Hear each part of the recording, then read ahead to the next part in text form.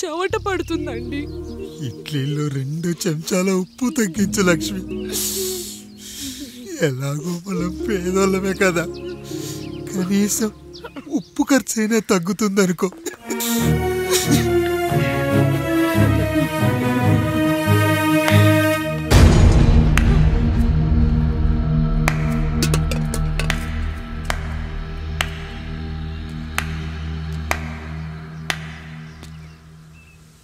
పప్పు రుబ్బుతున్నావా పెదరాయుడు?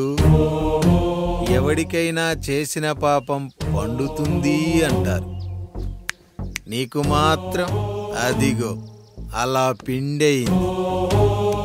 అరే రే రే రే రే, చేతి నిండా భార్యలు, ఇంటి నిండా బంధువులు, బీరువా నిండా డబ్బులు, ఊరి నిండా జనాలు. ఏరి ఎక్కడ ఇంటర్వెల్ ముందు ఇంటర్ చదివే కుర్రాడు ఏదో ఆవేశంగా డైలాగులు చెప్పాడు, సెకండ్ హాఫ్ కు మర్చిపోతాడు అనుకున్నావు కదూ? మర్చిపోవడానికి నువ్వు నాకు ఇచ్చింది అప్పు కాదు, ద్రోహం. అమ్మ వచ్చిన ప్రతిసారి అడిగేవాన్ని, అమ్మా నాన్నెక్కడా అని. నీ గురించి తెలిసాక నీ ముందుకొచ్చా, నీ బ్రతుకుని ఇక్కడి దాకా తీసుకొచ్చా. పిక్చర్ అభి బాకీ హే మేరా పితాజీ. నిన్నిలాగే వదిలేస్తే ఈ ఆండ్రాయిడ్ తో వదలవు. సామ్సంగ్లు, హెచ్టీసీలు, లెనోవాలు అంటూ కనిపారేస్తూ మా అమ్మ లాంటోళ్ళ కోసం తిరుగుతూనే ఉంటావు.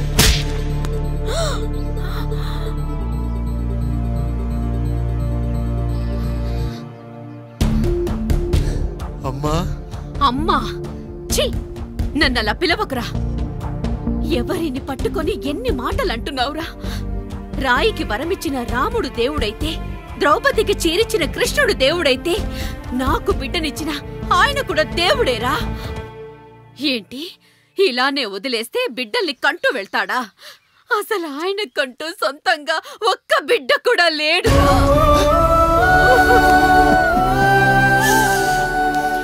అసలు ఏం జరిగిందో తెలుసా?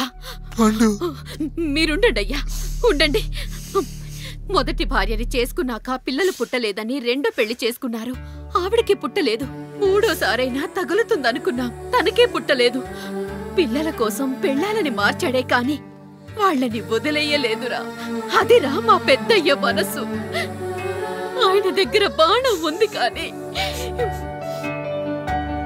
లేదురా, లేదు. అసలు నీ తండ్రి ఎవరో నీకు తెలుసా? తెలుసా? ఇదిగో ఈ కాముడేరా నీ తండ్రి. గేదె నల్లగా ఉన్నంత మాత్రాన పాలు తెల్లగా ఎలా ఉన్నాయనే కదరా నీ ప్రశ్న. దానికి సమాధానం చెప్పాలంటే, ఒక వర్షం కురిసిన రాత్రి నేను 9వ నెల బాలింతగా ఉన్నప్పుడు. పండు పండు, ఇదిగో. ఏమిటండి ఇది? నిద్రలేస్తే నేను, బయటికెళ్తే గంటోడు, పక్కకెళ్తే పాలేరు, ఎప్పుడూ తిరిగే తాయారు. రోజు మమ్మల్ని చూసి చూసి బిడ్డ కూడా జిడ్డు మొహం వేసుకుని పుడతాడేమో అని భయంగా ఉంది. కడుపులో ఉన్నప్పుడు మనం ఎవరి మొహాలైతే చూస్తామో అచ్చం వారి పోలికలతోనే పుడతారంటారు. పొరపాటున నా పోలికలతో పుడితే? అదేంటి కాముడు, నీకేం తక్కువ? జుట్టు ఉండాల్సిన చోట లేకుండా అవసరం లేని చోట విపరీతంగా పెరిగిపోతుంది. మనకు పుట్టబోయే బిడ్డ గొప్ప అందగాడై ఉండాలి. ఇదిగో రోజు ఈ దేవుడి ఫోటోలు చూడు, వాళ్ళలాగే అందంగా పుడతాడు. కడుపుతో ఉన్నప్పుడు ఎవరి ఫోటో చూస్తే ఆ పోలికలతో బిడ్డ పుడతాడా? కనిపించని దేవుడి పోలికలు నా బిడ్డకెందుకు? ఈ ఊరికి దేవుడు రాయుడు. నా బిడ్డ ఆయనలాగే పుట్టాలి, ఆయనలాగే పుట్టాలి.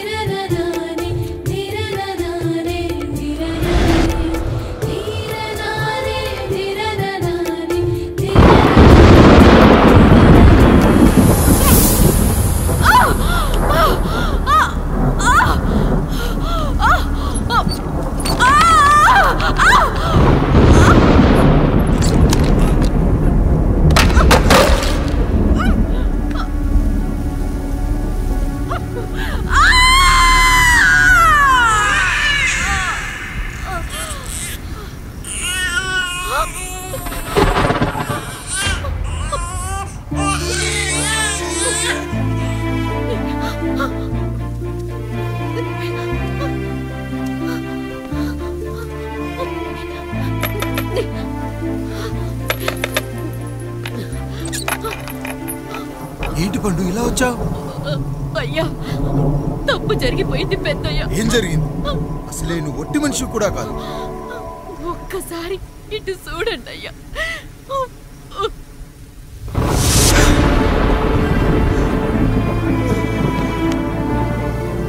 వీడేంటి అచ్చం నాలా ఉన్నాడు? అసలేంటి? ఎందుకు ఇలా జరిగింది? నువ్వు ఎప్పుడైనా చీకట్లో పంపు సైడ్ దగ్గరికి వచ్చావా? మరి అమలాపురంలో శివాలయం దగ్గర రత్నాలు నీకేమైనా అమ్మవుతుందా? లేదు. పిఠాపురంలో పద్మ, రామాపురంలో లక్ష్మి, కాకినాడలో సుజాత. అయ్యో దేవుడా, అయ్యా అసలు ఇదంతా ఎలా జరిగింది పండు? అయ్యా, ఇదంతా కాముడి వల్లే అయ్యా, కాముడి వల్లే. కాముడా? కాముడు కుటుంబానికి నాకు ఏం గుర్తు రావట్లేదే. ఎన్నని గుర్తు పెట్టుకోగలను నేను మాత్రం. అయ్యా, అది కాదయ్యా.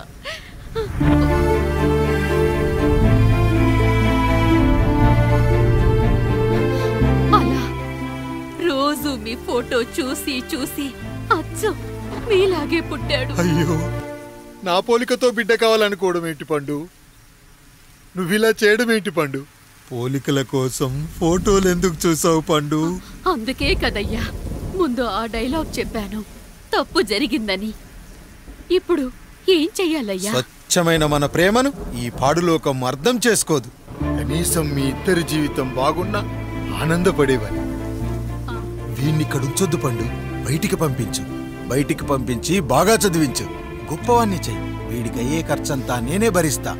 అవసరమైతే ఆ డబ్బు కాముడి జీతంలో కట్ చేద్దాం. అయ్యా, వెళ్లే ముందు వీడికొక పేరు పెట్టండి అయ్యా. వీడు ఇంకో రాయుడు, అంటే ఇంగ్లీష్లో అండ్ రాయుడు, అండ్ రాయుడు.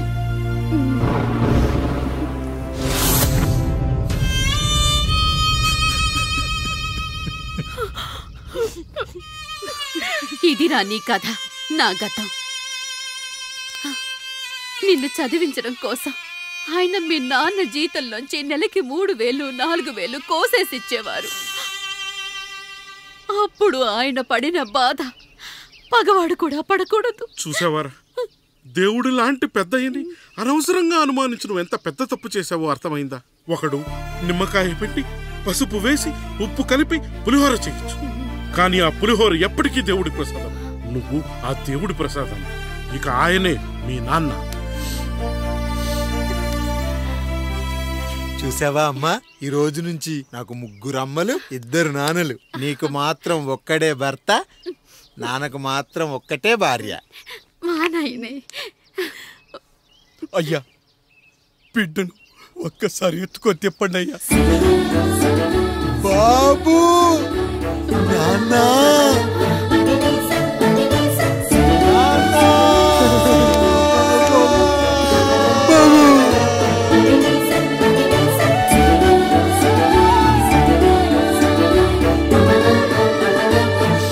నన్ను క్షమించు నాన్న.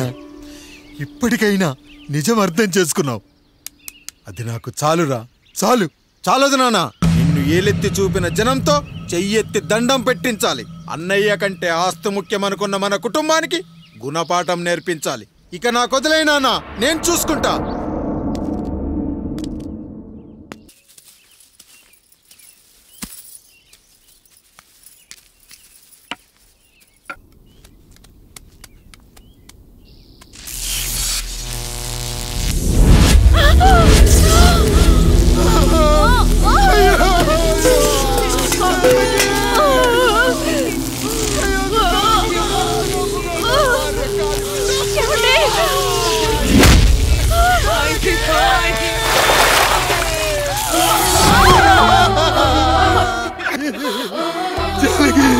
అయ్యో అయ్యో, చచ్చిపోతున్నావా? ఎందుకు ఇలా జరుగుతుందండి? మనసులో మాట నాకు తెలియదా? నేను చచ్చిపోతున్నాను, మీరు ఇంకో పెళ్లి చేసుకోండి అని అంటావు కదా. అది కదండి. అయ్యో, మరి ఏంటి జాలకి? హాస్పిటల్కి తీసుకెళ్ళండి. హాస్పిటల్.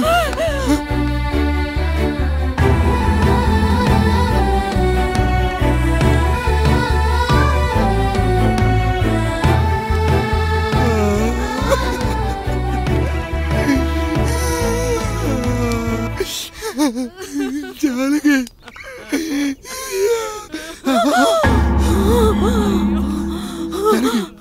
ఏమిటి? నేను వెళ్ళిపోతున్నాను. నా కోసం చివరిగా ఒక పాట పాడండి.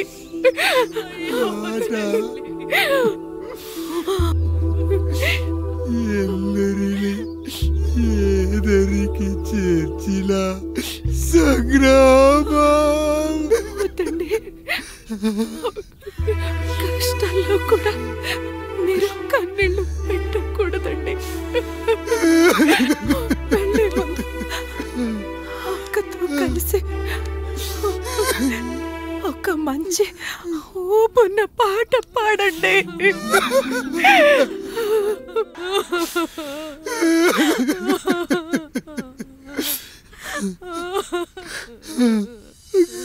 భార్య పోయింది, తమ్ముళ్ళు వద్దనుకున్నారు, కుటుంబం, ఊరు, ఆస్తి ఇప్పుడు ఏదీ లేదు. ఇక నేను ఎవరి కోసం బతకాలి? ఏ కరెంటు నా భార్యను పొట్టను పెట్టుకుందో అదే కరెంటు నా చావును కోరుకుంటుందో. నా చావుతో అయినా నా తమ్ముళ్ళు, నా జనం నన్ను అర్థం చేసుకోగలిగితే చాలు. ఉంటాను రా, ఉంటాను.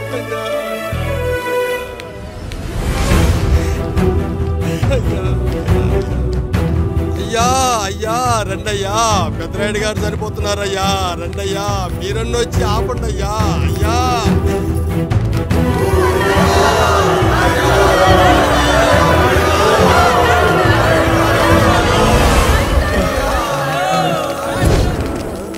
ప్రజల్లారా, నా బిడ్డల్లారా, నా జీవితం మీకే అంకితం. మళ్ళీ జన్మంటూ ఉంటే మీకోసం తిరిగి వస్తాను.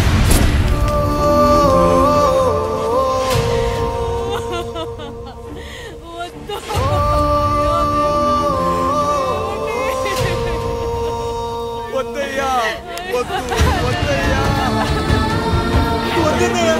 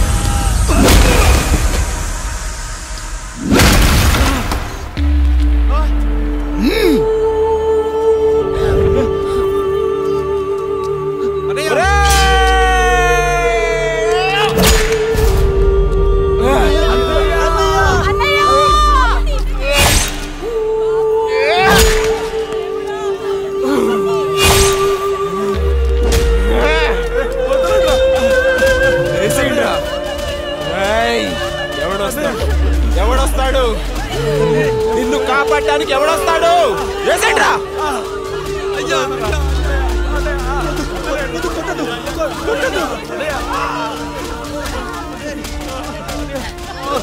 కష్టం వస్తే ఒక్కసారి నాన్న అని పిలవరా, ఆ సమాధిలోంచైనా లేచొస్తా.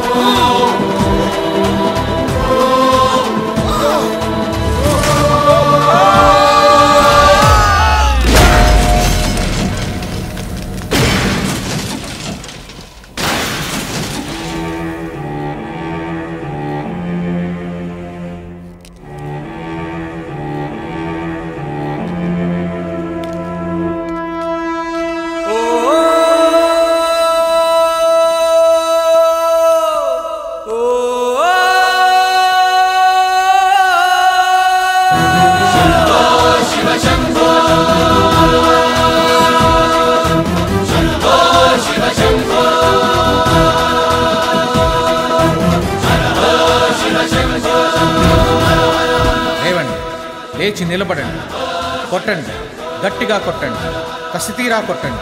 ఈ చిత్రంలోని నటులను, సాంకేతిక నిపుణులను ఎక్కడ పడితే అక్కడ కొట్టండి. కనిపించిన ప్రతి చోట కొట్టండి చప్పట్లతో. విడివిడిగా ఉన్న వ్యక్తుల మధ్య బంధాన్ని నిలిపేది కుటుంబం. విడిపోయిన కొబ్బరి ఆకులను కలిపి ఉంచేది కొబ్బరి మట్ట.